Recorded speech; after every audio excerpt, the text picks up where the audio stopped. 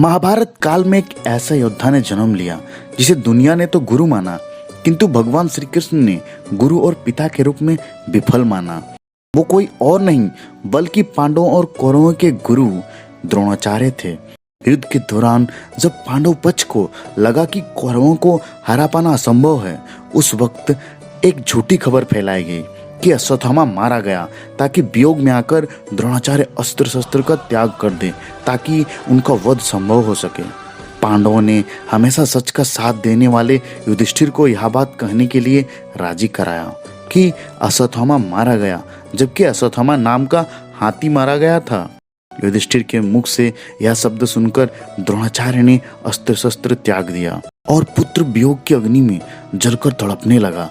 वह रोने बिलखने लगा।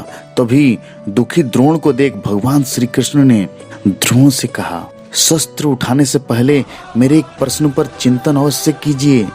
यदि मैं आपसे कहूं जो अश्वत्थामा मारा गया है वो वास्तव में आपका पुत्र नहीं, एक हाथी है, तो क्या आपका जीवन आपको पुनः मधुर प्रतीत होने लगेगा?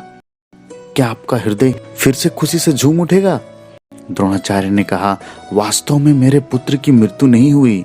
श्री कृष्ण कहते हैं, यदि आज आपके पुत्र की मृत्यु नहीं हुई तो कल होगी। विश्व में कौन अमर रहता है गुरु द्रोण? वास्तविक प्रश्न तो यह है कि आपके जीवन के सुख दुख, आशा निराशा, ज्ञान सम्मान, क्या सब कुछ केवल आपके पुत्र से बंधा है? क्या आपके जीवन का दूसरा कोई मूल्य नहीं? क्या आपकी सारी शक्ति, सारा ज्ञान केवल आपके पुत्र के लिए है? द्रोण कहते हैं, मेरे कारण वो संसार में आया, उसने मुझे सुख सम्मान और स्नेह दिया। मेरे लिए जीवन में उससे अधिक महत्व कोई नहीं। क्या प्रत्येक पिता अपने पुत्र से प्रेम नहीं करता है? कृष्ण कहते हैं, तो विचार कीजिए गुरु द्रोण, जिस पुत्र के प्रति आपको इतना अधिक प्रेम है उसे वास्तव में आपने क्या दिया? द्रोण कहता है, संपत्ति दी, सुख दिया, राज्य दिया। कृष्ण कहते हैं, संस्कार दिए, विद्या दी, धर्म का ज्ञान दिया। क्या आपने उसे कुछ भी ऐसा दे पाया जिससे उसे आपकी रक्षा की आवश्यकता ही ना हो?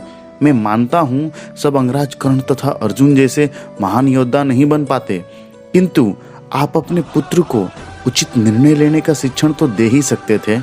यदि आपने ऐसा किया होता तो आज आपका पुत्र धर्म का शत्रु ना होता और आपको भी अधर्म के पक्ष में रहकर युद्ध करना नहीं पड़ता।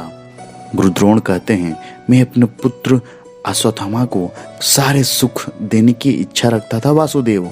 मेरे पुत्र अश्वत्थामा के प्रति मेरे मन में प्रेम के कारण। श्री कृष्ण कहते हैं, प्रेम तो उन्नति देता है, उचित अनुचित का ज्ञान देता है। प्रेम होता तो आप भी अधर्म से नहीं बनते और आपका पुत्र भी अधर्म से छूट जाता। वास्तव में यह प्रेम नहीं, आपके मन का मोह है। प्रेम और मोह के बीच क्या भेद होता है, ये आपने कभी विचार किया है? द्रोण कहते हैं, प्रेम से ही तो मोह का जन्म होता है वासुदेव। श्री कृष्ण कहते हैं, वास्तव में जहाँ प्रेम होती है वहाँ मोह होता ही नहीं। प्रेम का जन्म करुणा से होता है और मोह का जन्म अहंकार से। प्रेम कहता है कि मेरे पुत्र को ईश्वर संसार के सभी सुख दे, और मोह कहता है मैं अपने पुत्र को संसार के सभी सुख दूंगा। प्रेम कहता है मुझे अपने पुत्र पर गर्व है, और मोह कहता है मेरे पुत्र को मुझ पर गर्व है। प्रेम मुक्ति देता है गुरुदेव, मोह बांधता है। प्रेम धर्म है गुरुदेव और मोह अधर्म। आपने अपने पुत्र को आटे का घोल पीते देख साधना भंग कर दी। उसके स्थान पर अपने पुत्र को आटे के घोल से संतोष मानने की शिक्षा दी होती। आपने साधना भंग करने के स्थान पर उसे संघर्ष करके कुछ हासिल करने का शिक्षण दिया होता, तो क्या आज आपकी स्थिति कुछ भिन्न नहीं होती? अपने पुत्र का भविष्य उज्जवल बनाने के प्रयासों में आप उसके चरित्र को उज्जवल बनाना भूल ही गए। आपके मोह के कारण उसके जीवन से धर्म नष्ट हो गया। लोभ, भय और लालसा का शिक्षण दिया उसे, और स्वयं भी उसी मोह के कारण। वास्तव में आप गुरु तो कभी बन ही नहीं पाए, केवल शिक्षक बनकर ही रह गए आप। द्रोण कहते हैं, ऐसा क्यों कह रहे हो वासुदेव? मैंने तो संपूर्ण जीवन में अपने सारे शिष्यों को संपूर्ण निष्ठा से उत्तम बनाने का प्रयास किया है। भगवान श्री कृष्ण कहते हैं, गुरु वो होता है जो विद्या का दान देता है, विद्या का व्यापार नहीं करता। इसीलिए गुरुओं को अपने शिष्यों से दक्षिणा की आशा होती है, मूल्य की नहीं। किंतु आपने अपने अमूल्य ज्ञान का मूल्य निश्चित कर दिया। अपने ज्ञान के बदले में अपने शिष्यों से प्रतिशोध मांगकर आपने न केवल अपने जीवन में विष घोल दिया, अपितु अपने शिष्यों के जीवन में भी विष घोल दिया। और यह सब आपके मोह और अहंकार के कारण हुआ। आप गुरु नहीं है द्रोणाचार्य। जिस व्यक्ति के हृदय में अहंकार और मन में मोह तथा लालसा होती है, उसके हाथों धर्म का कार्य तो हो ही नहीं सकता। इसीलिए महर्षि भारद्वाज के पुत्र जैसे बाढ़ में डूबता हुआ व्यक्ति किसी ब्रिज को पकड़कर स्वयं की रक्षा करता है, वैसे ही इस अंत समय में धर्म को पकड़ लीजिए। आज समय है उचित निर्णय लेने का, मोह का त्याग कीजिए। मैं इसी क्षण आपके प्राण ले सकता हूँ, किंतु मेरी इच्छा है कि जीवन में एक उचित निर्णय स्वयं लें। द्रोण कहते हैं, सही कह रहे हैं आप। मेरा ही दोष था, मेरे पुत्र अश्वत्थामा को दंड प्राप्त हुआ। अब समय आ गया है कि मुझे भी दंड प्राप्त हो। मैं स्वीकार करने को सज हूँ। मेरा अंत समय आ गया है वासुदेव।